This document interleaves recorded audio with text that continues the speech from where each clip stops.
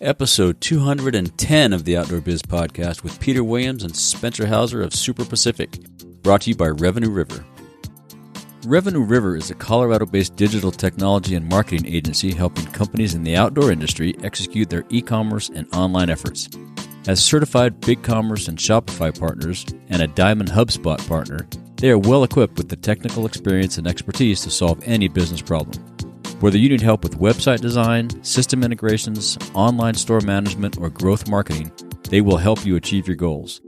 Revenue River clientele also includes Sterling Rope, Deuter USA, Alps Outdoors, and the Outdoor Biz Podcast.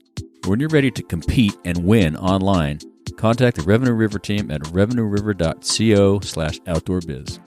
I believe achieving success in the outdoor biz is dependent upon embracing the outdoor lifestyle and learning from outdoor leaders that came before you. If you agree, then listen up for tips, advice, and hacks about growing or starting your career in the outdoor biz. My name is Rick Sayes. Welcome to the Outdoor Biz Podcast. So I've been hearing from retailers, brands, outfitters, and others that one of the challenges they face these days is engaging with new and existing customers. You post on all the socials, publish articles, blogs, videos in order to grab attention, and the response is, maybe not, let's just say not what you hoped. Today, a better option is a podcast, and you might think you don't have the time or the budget or the talent to produce one, but I think you do, and I'll show you how. A podcast will give you broader reach to an unlimited amount of customers and a clear opportunity to meaningfully impact a huge number of people. So if you're curious about podcasting, visit podcastersworkshop.com/brainstorm, and let's jump on a call and talk about it. This episode is one of a special series I'm doing with Spencer Hauser and Peter Williams. They are in the early phase of their startup, SuperPacific, and we thought it would be fun to follow what it's like to develop a new product from scratch and launch a new brand. We'll drop a new episode every couple weeks as we talk about how they came up with their idea, what the initial steps were, and all the wins and challenges along the way. And if you have any questions, please send them to rick@ricksays.com, and I'll be sure to ask the guys in future episodes.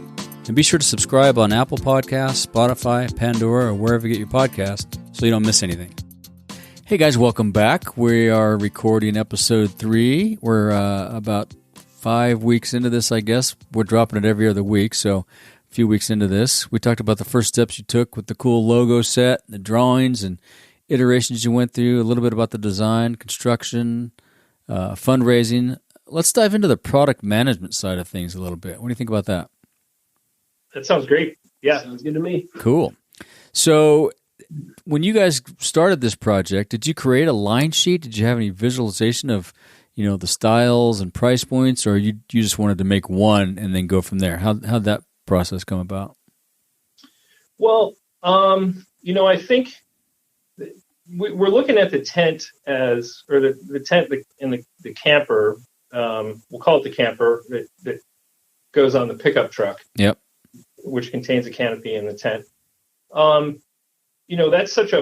We're looking at that as our anchor product, and right. We're going to have to vary that a little bit in order to fit different truck models.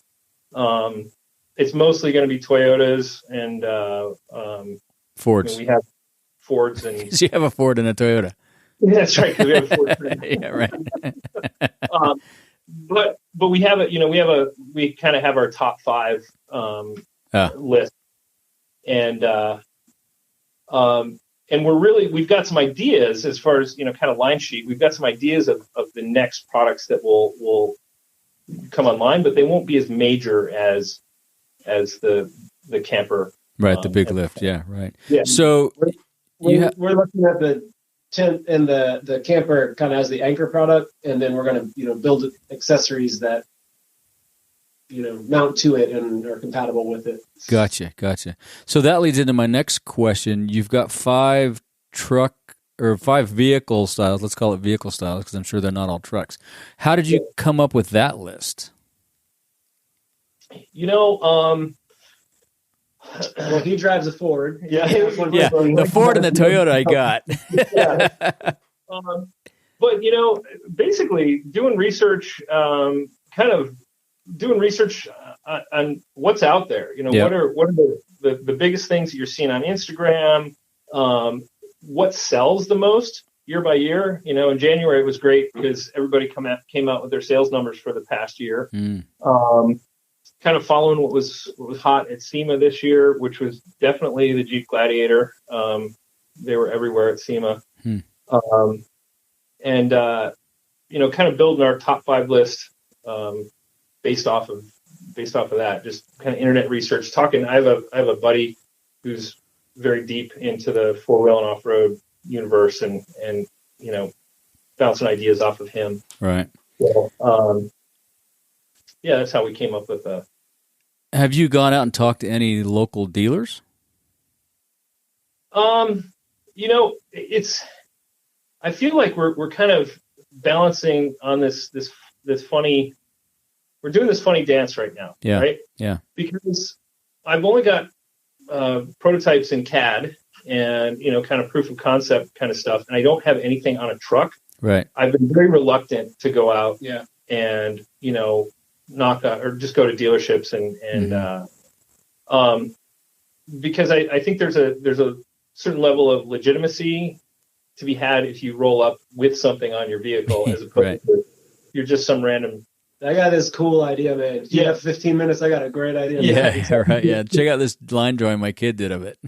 Yeah, exactly. But hey, I got to say though, I checked out the stuff you have on Instagram.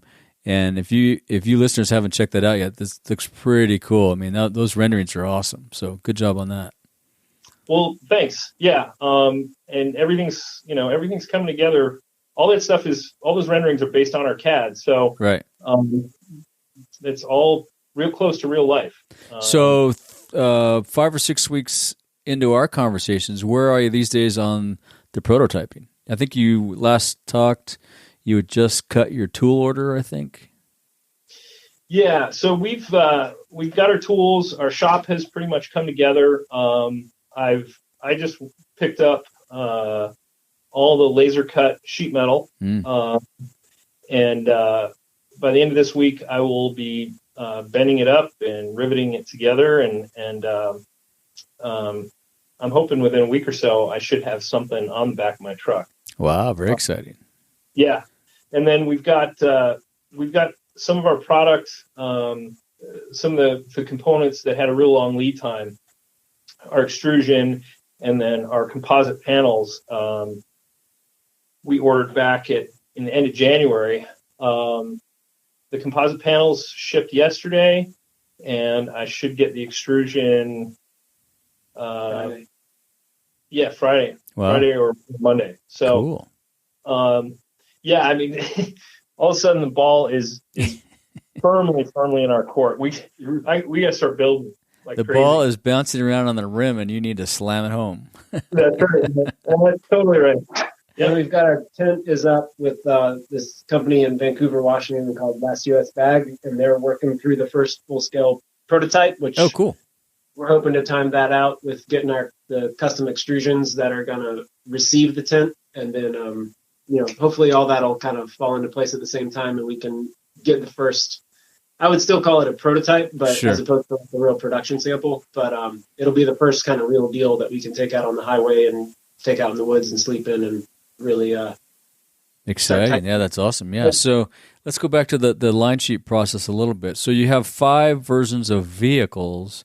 Is it going to be basically the same style of tent camper concept, just different fit for vehicles, or are you going to do any customization, in addition to that? Like, will there be a tent version and then the waterproof version of the tent, or any differentiation there? No, just in just kind of to help on the manufacturing side, the tent is going to be one size. Gotcha. So we'll basically adapt the canopy on the back of a pickup truck to fit the one size tent. Gotcha. And another little thing about, I don't know if we mentioned this last time, our tent, we sized it kind of around the XPEG Megamat, which is this super cool self-inflating, 4-inch thick self-inflating mattress. And in order to save weight, instead of putting a big, thick, heavy piece of foam right in the back of the, in the tent unit, we decided to go with this XPED product, It's really it's proven. It's used a lot in kind of overlanding and truck camping, and we have a few of them here, and they're really nice. Nice. Yeah.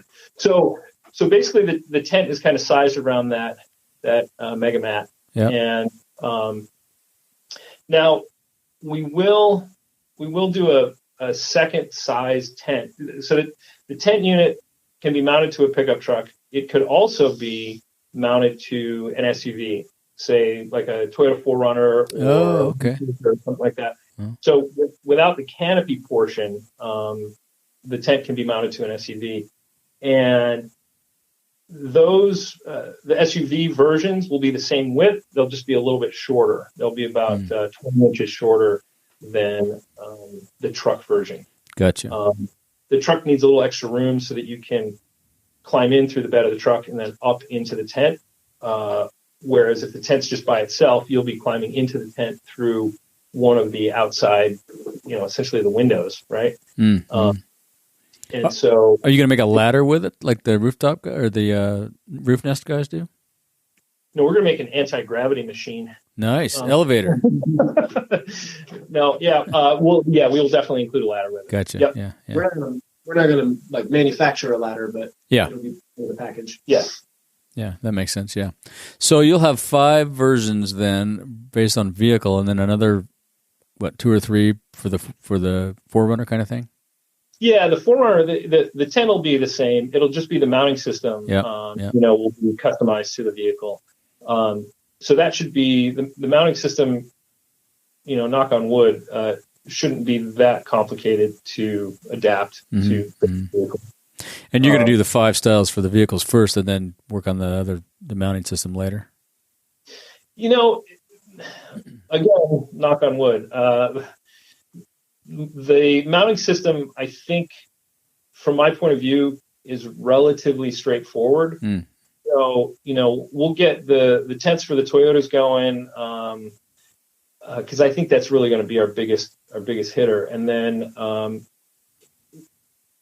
we will start working on the mounting system for, say, like 4Runners. We have a couple buddies who have 4Runners, so it's really easy, Yeah, right. When you got a friend that wants to get into it. So, we'll mix it up a little bit, I guess. And so the 5 different vehicle versions, what kind of, is that a big heavy lift to get 5 different mounting systems, or is it just little tweaks we have to make to the size and width and how it's going to get on, mount to the vehicle? The way we designed the canopy section of the that mounts to the truck is really, we sort of designed it with the plan that it would not be a heavy lift to make it fit different truck bed dimensions. Right. So we really just need to change the length on a couple, the horizontal and vertical components. And then it all kind of works up to the tent. So yeah, it's not too labor intensive to pull that off. We just kind of adjust our CAD and then order the parts to be cut to different lengths, and then when we catch them, gotcha. They're together the same. Yeah. So from a line sheet perspective, you'll launch with 5 styles, or are you going to do a couple styles first and launch and then add later? How's that look? Yeah, I think that's what it'll be. It'll be the Toyota Tacoma, the Ford F-150, Chevy Colorado, the new Ford Ranger, and then the Jeep Gladiator. Mm-hmm. And then in amongst there, if we have demand for other vehicles, like Peter was saying, the design is modular enough, and the way we built it in the software, we should be able to change a few dimensions, output new parts. The assembly is going to be all the same. It's just different part numbers going together, right? And frankly, one of the biggest lifts so far, it took me probably 3 days of solid spreadsheeting and thinking, was basically assigning part numbers. I can imagine. right? Figuring out how, we're going to differentiate everything and how it's going to be easy to do on the shop floor and that kind of thing. So I think by doing that stuff up front, I've learned that it's best to do it up front as opposed to kind of trying to do it. Oh yeah, totally. Right. Right. Yeah. And yeah, it's because it's going to be like an erector set. I mean, you're going to have different, could be a mess, could get ugly quick. Yeah, exactly. Yeah, it could turn into a mess if we were on top of it. Yep. Yeah. And so I'm kind of moving towards the launch part of it now. When you get to the launch, are you going to have all the parts made for, don't give us any volumes, but we're going to have 5 of each, launch with 5 of each, and then continue to make them as we get orders for them? Or have you thought about that at all? That honestly, that's sort of like, I'm going to just jump in real quick. It's a little bit of an interesting moment just because of the coronavirus. Yeah. Where, like, we have currently got a plan to go to the Overland Expo, in May. Right. But if that gets canceled, then I think our plan is a little different. Sure. And I think in the Overland Expo version, we were thinking that we would try to stage ourselves with inventory of the most popular trucks, with the hopes that we could like quickly fulfill the most likely orders for that show.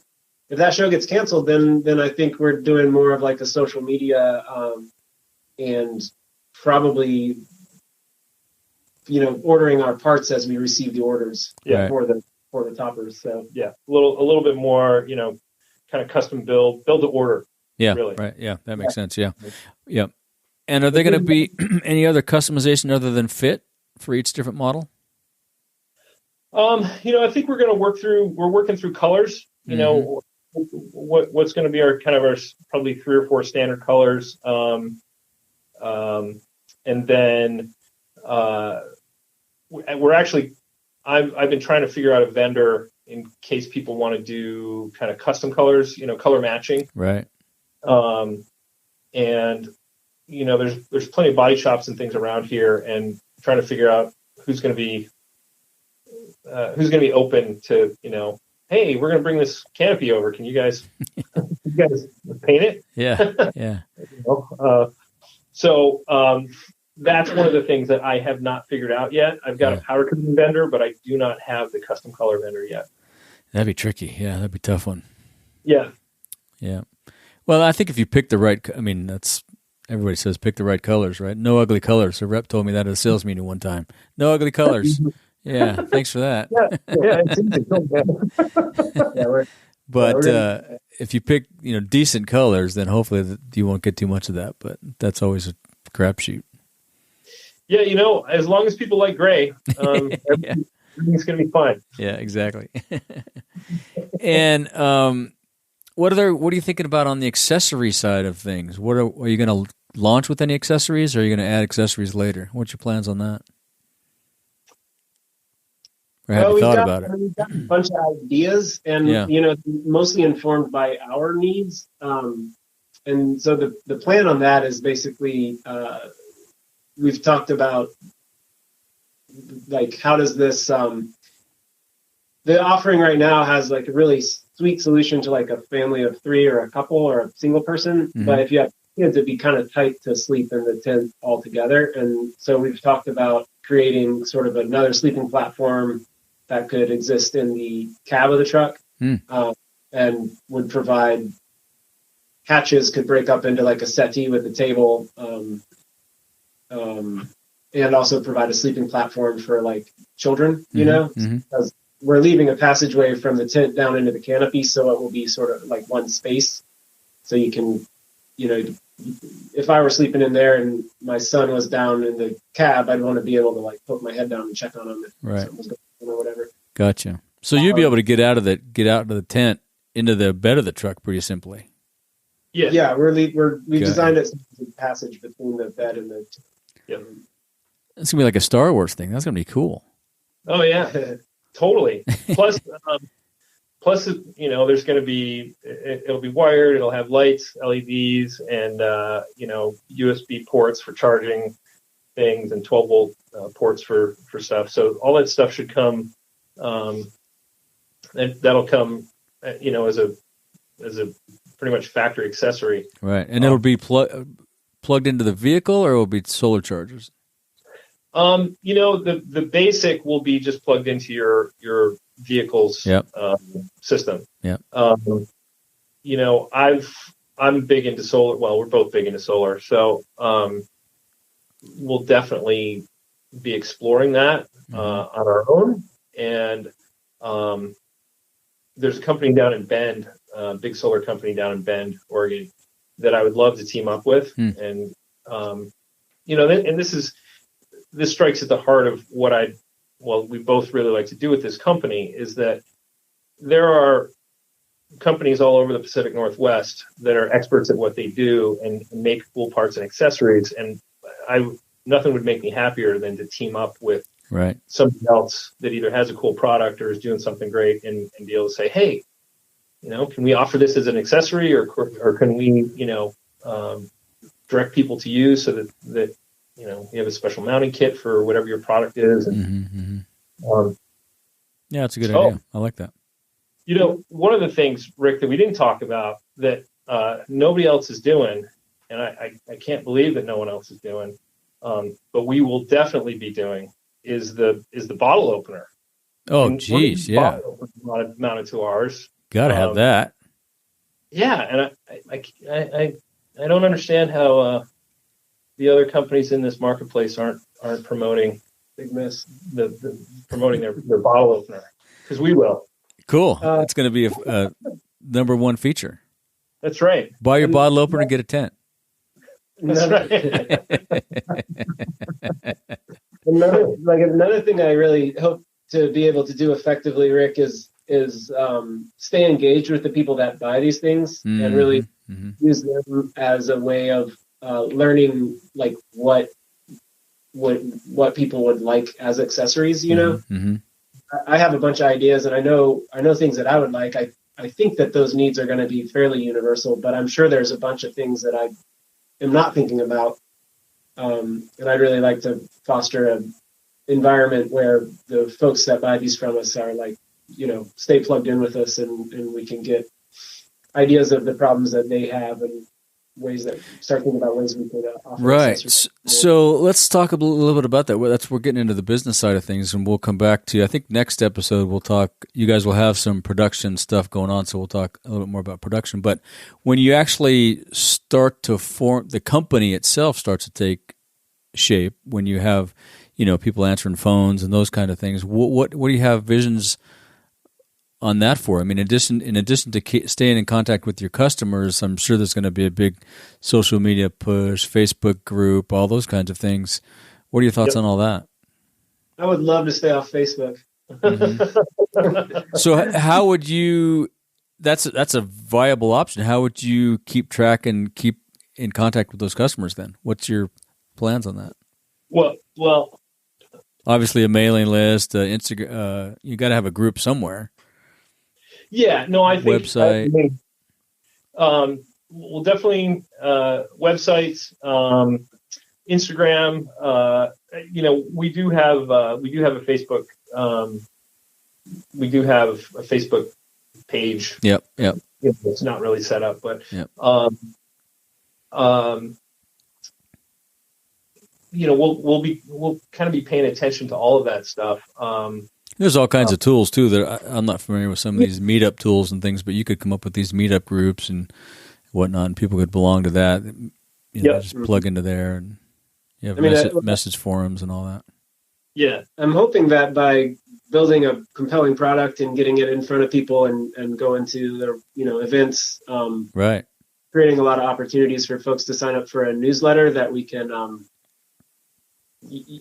I don't know exactly how to say it, but just I feel like the newsletter or like a direct email would be, if people were choosing to receive that, you might have a higher likelihood of getting a conversation going with them. Yeah, better engagement. Yeah, right. Yeah, right. And we'll certainly be firing out what's going on Instagram, and hopefully finding people who are excited about the product that can share what they're doing with it on Instagram as well. Right. So have you got any other events targeted in addition to the Overlanding show? Yeah, so we've got a booth at Overland West. we've got a space at the Northwest Overland Rally, which is in Leavenworth, Washington, and that's in June. There's, the Overland Expo is the kind of the big event that's held in the summer. But there are these overland rallies, at least out here in the West, that have been popping up. So there's a Colorado Overland Rally that's in end of July, and I read up on that. It seemed like it was a pretty good time last year.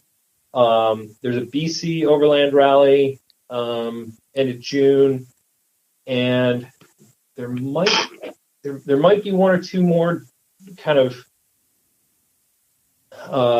Arizona, New Mexico-ish. I think we're going to tap. The other thing I'm going to try to tap into are some of the van events, the sprinter events. There's going to be one up here at Mount Hood that we'll go to, and some of the teardrop trailer things too. There's a lot of these vehicle things that are popping up. I had the guys from Colorado Teardrops on the show a few episodes ago. And the guy from Roof Nest, and they were talking about some of these events that they were starting to go to because they don't want to go to the big outdoor shows because it's indoors and it's not really exactly their customer. But in addition to the overland, sometimes the overlanding events don't have all the trailer guys, so. Right. So we're definitely, we're slated for the Overland Expo and the Northwest Overland Rally.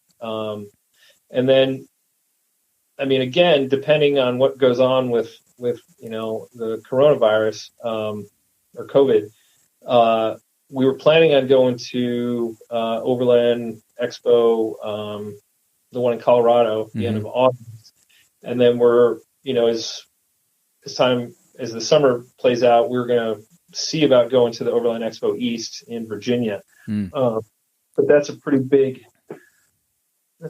haul. That's a lot going on. You guys are going to have a lot going on between, manufacturing and selling and traveling. Yep. It's going to be busy summer. Yeah, busy summer. Yeah. So, go ahead. We're probably going to be, be selective about exactly which events we go to and try to pick the ones that are the most fruitful. Yeah. You have to. I basically do all of them, but that's kind of the landscape. We can do it. I like your attitude, man. That's cool. That's pretty cool, man. Yeah, exactly. So let's get into a little bit of the production side before we wrap up here. You just launched a partnership with, what's the name of that bag company again? It's called the Last U.S. Bag Company. Last U.S. Bag Company, okay. And they're going to make the tent portion, correct? That's right. Yeah. Cool. And they're in Canada, BC? No, Vancouver, Washington. Oh, yeah, Vancouver, Washington. Okay, got you. Yeah, it's across the Columbia from us. Yep. How'd you find them? I had worked with them in the past, doing some bag projects several years ago. So they were kind of on my radar, and then the place where we worked together had a relationship with them. Gotcha. Where Spencer and I worked prior to this effort. They're kind of a cut and sew company. So if you're anybody and you want something produced domestically, you can go to them, and they've got sewers and CNC cutting machines and kind of all the stuff that you would need to produce any sort of soft good. Gotcha. Okay.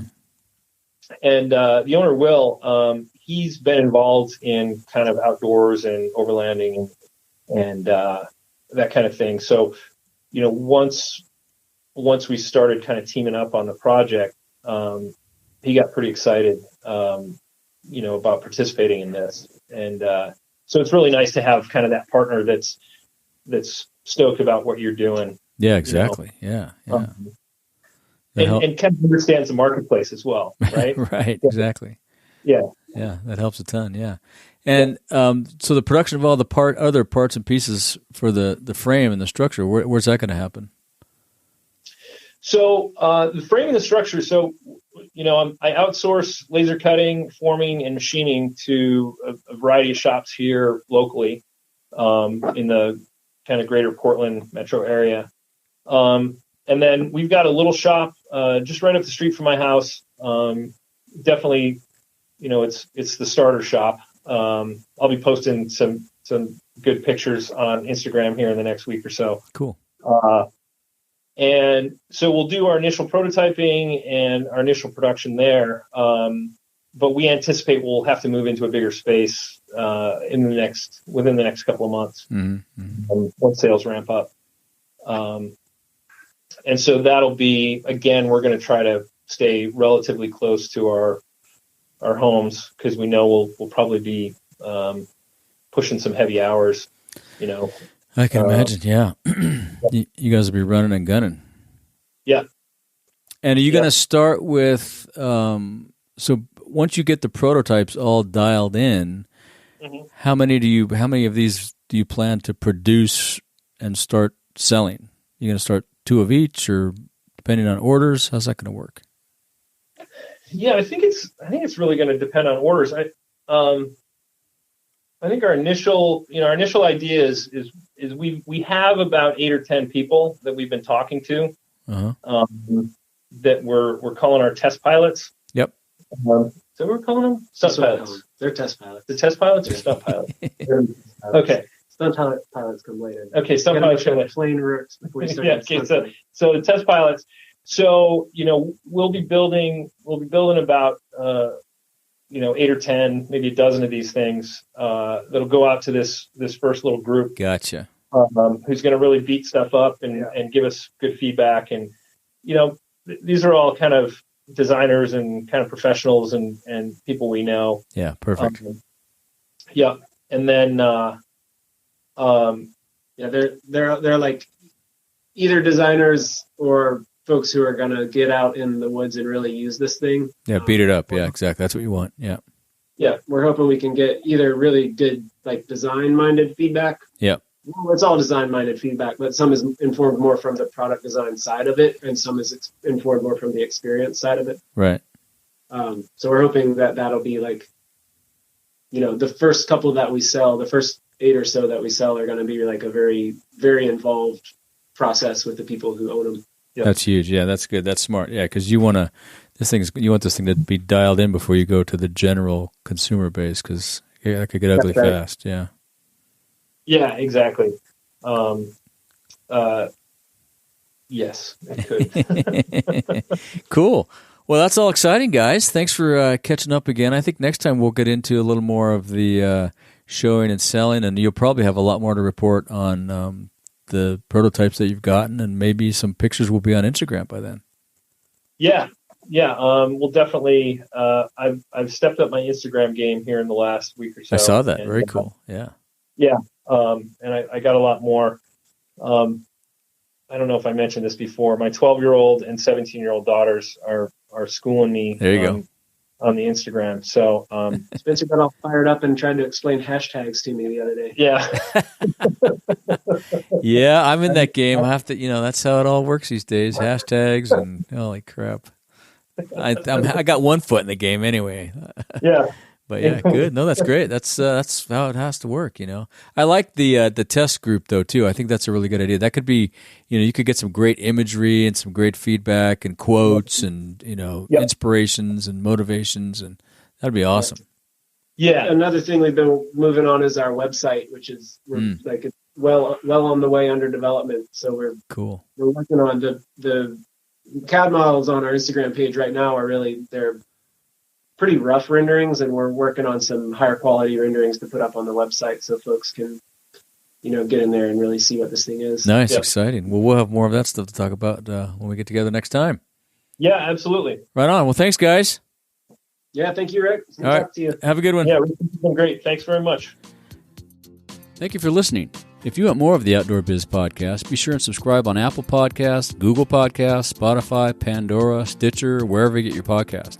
Be sure and go to the outdoorbizpodcast.com where you find all the episodes, show notes, and much, much more. Have a great week, and be sure to get outside.